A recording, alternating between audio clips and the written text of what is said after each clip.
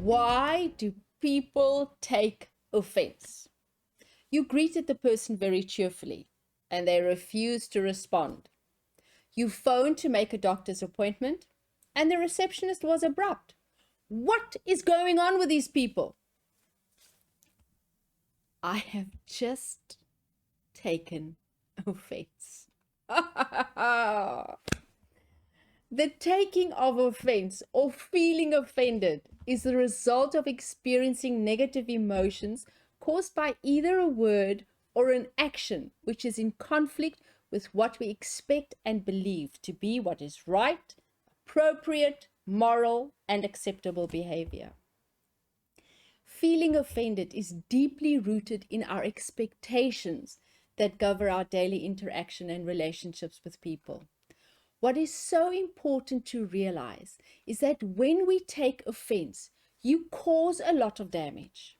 Your judgment becomes distorted and your focus is affected, which means that you don't think straight to be able to make wise decisions. All this leads you nowhere except to confusion and resentment, which have an adverse effect on you physically and mentally. Allowing yourself to become offended opens your mind and emotions to create toxic thought effects on your brain and body. You then also affect others around you when you are in this emotional state, which makes it very unpleasant for everybody close to you. Do you continually want to put your whole system under stress, or do you want to be empowered and rise above it? To live a life of true freedom and peace means learning how to choose to not take offense. In preparing this information, I really experienced many opportunities to take offense. Some I won, and unfortunately some I lost very badly. I'm still learning.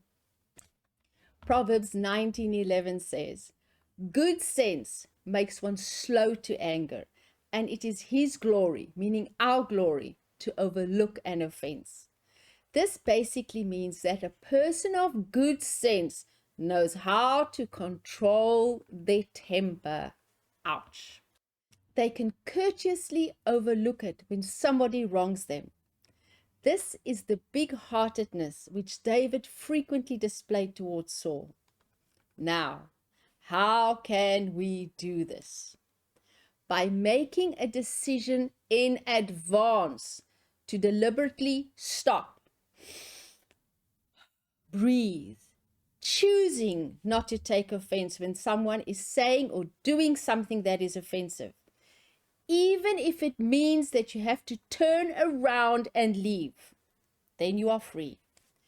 Every time you take offense, you disempower yourself, and by allowing your emotions to run out of control, puts you in a place of vulnerability and resentment. When you choose to not take offense, you can respond with self-control and start to live in a place of peace and empowerment. And as Proverbs 17:9 says, "Whoever covers an offense seeks love, but he who repeats a matter separates close friends." What is so interesting is that we take offense. This in itself shows that there is a choice involved. No one can force an offense on you. They can do the wrong thing to you, but they can't force an offense on you. They cannot hold you at gunpoint to take offense. You have to choose to take it or not. Choice. Your choice. It is always so much easier just to pick up the offense and go into defensive mode. Actually, it is more draining to fight than just to choose not to take offense in the first place. God gave us all the precious ability of choice. You can choose to be offended or be free and live in a place of peace. 2 Timothy 1:7 says that God gives us power, love, and self-discipline. Ouch again. Learning not to take offense takes a lot of practice. much self-discipline, and knowing who you are, and then being confident in that. It means not having to be right all the time. We always want to be right. It takes courage to let it go. When you learn to rise above taking offense and let it be, you will start to walk free, light, empowered, and at peace. Remember, when you want to take offense, stop, breathe, and if you have to leave, learn to make the right choice. For more information on learning to make right choices and to manage self-control, please contact me. We also have a course on understanding personalities and an ebook on discovering yourself to understand others.